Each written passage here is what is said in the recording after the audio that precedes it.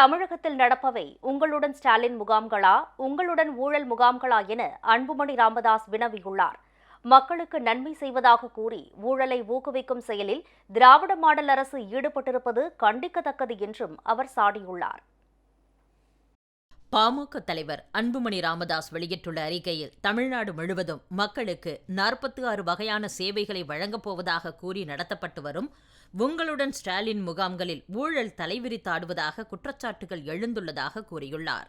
மக்களுக்கு நன்மை செய்வதாக கூறி ஊழலை ஊக்குவிக்கும் செயலில் திராவிட மாடல் அரசு ஈடுபட்டிருப்பது கண்டிக்கத்தக்கது என்றும் சாடியுள்ளார். தமிழ்நாட்டில் கடந்த ஜூலை 15ஆம் தேதி தொடங்கப்பட்ட உங்களுடன் ஸ்டாலின் முகாம்கள் நவம்பர் 14ஆம் தேதி வரை நடைபெறவுள்ளன.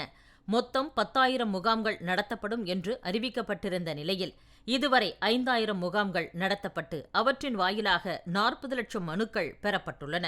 மகளிர் உரிமைத் தொகை கோரி மட்டும் 22 லட்சத்திற்கும் கூடுதலான மனுக்கள் பெறப்பட்டுள்ளன.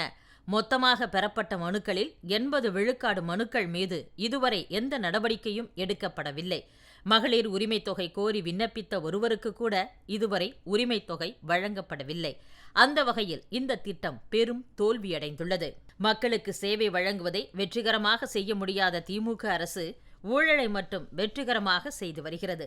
பட்டா மாற்றக் கோரியும் மின்சார இணைப்பு கோரியும் பெறப்படும் மனுக்கள் மீது நடவடிக்கை எடுப்பதற்காக வருவாய்த்துறை மற்றும் மின்துறை அதிகாரிகள் கட்டாய கையூட்டு பெறுவதாக குற்றச்சாட்டுகள் எழுந்துள்ளன.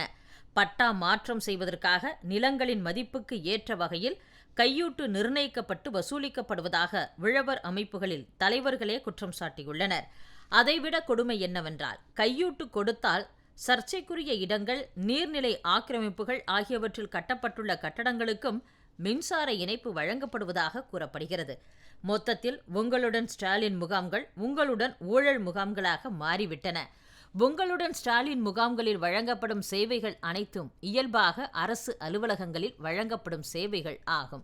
இந்த சேவைகள் அனைத்தும் குறிப்பிட்ட காலத்தில் வழங்கப்படுவதை உறுதி செய்யும் வகையிலும் அனைத்து சேவைகளையும் இணைய வழியில் வழங்கும் வகையிலும் சேவை உரிமை சட்டத்தை இயற்ற வேண்டும் என்று பாட்டாளி மக்கள் கட்சி தொடர்ந்து வலியுறுத்தி வருகிறது.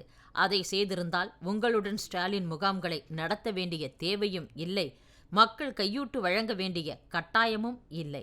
ஆனால் அதை செய்ய தவறிய திமுக அரசு இப்போது முகாம்களை நடத்தி ஊழலை ஊக்குவித்துக் கொண்டிருக்கிறது. மக்களுக்கு எந்த நன்மையும் செய்யாமல் விளம்பரங்களின் மூலமாகவே மக்களை ஏமாற்ற திமுக அரசு முயன்று வருகிறது.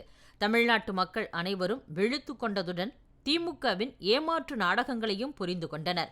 அதனால் வரும் தேர்தலில் அவர்கள் திமுகவுக்கு மறக்க முடியாத பாடத்தை புகட்டுவார்கள் என அன்புமணி தெரிவித்துள்ளார்.